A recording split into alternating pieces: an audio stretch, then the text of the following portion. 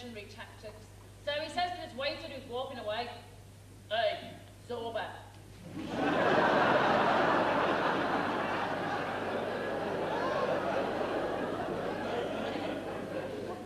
"What's this?" he says, pointing to his plate. The waiter says, "It is calamari, sir." "Yeah, but what I'm asking you," says Dougie, "what I'm asking you is, what is it?" "It is calamari, sir. It is a type of fish." Well, Dougie looks at his plate, he's not convinced. "It don't look much like fish to me," he said. "And my wife's got a very delicate stomach, she's very particular about what she eats." "Are you sure this is fish?"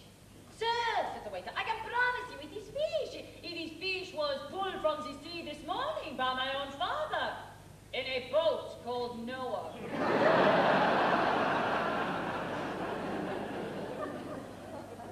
Well, the silence at our table's deafening. We're all sitting there eating, no one saying a word, and I'm feeling like a rice heel because I've upset them all. And I'm trying to think of something to say that'll make it all right, but, oh, you know what it's like when you get one of those silences. You try to force yourself to say something.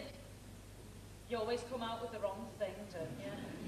What I said was, "The squid's nice, isn't it?" Pavement stopped eating, looked at me. "Pardon me?" said Jeanette. "The squid," I said, pointing to a place. "The octopus. It's quite nice, really, isn't it?" It was funny the way Jeanette fainted. It was kind of in slow motion, you know. Well, when she comes round, I was trying to apologise and everything, but they were off out away. They didn't eat in the hotel after that. Apparently, they found this restaurant at the back of the hotel that does proper Greek food. Doner kebabs. That night, though, when everyone else was making their way to the bar, I just went up to my room, got my light coat, and I went out to the hotel into this lovely night outside. And that was when I met him. Christopher Columbus. Well, his real name's Costas, actually, but I call him Christopher Columbus. I bet you can't guess why I call him that. Well, it's because he's got a boat. Well, it's his brother's boat, actually, but it's because we discovered it, you see. The lost isle of Clitoris.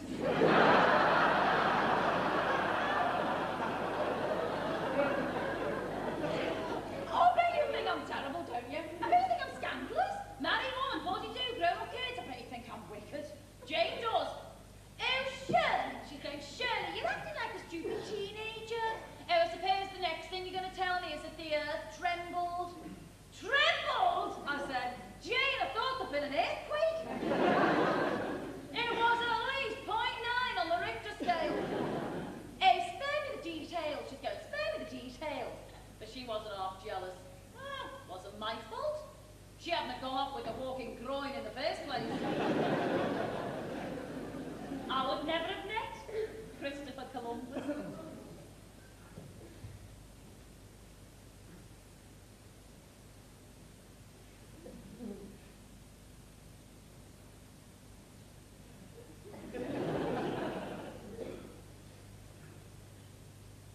He kissed me stretch marks, you know.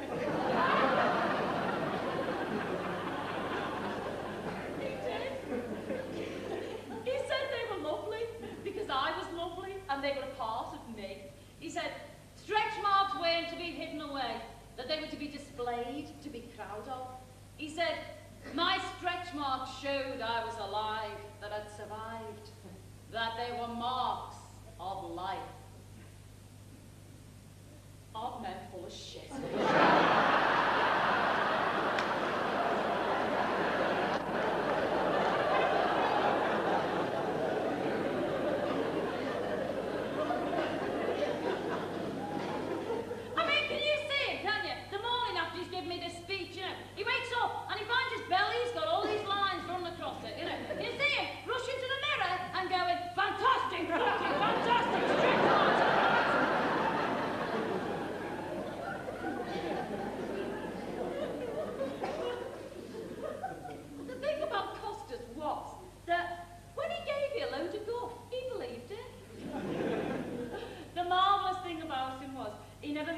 feel at all threatened. And you understood how to talk with a woman.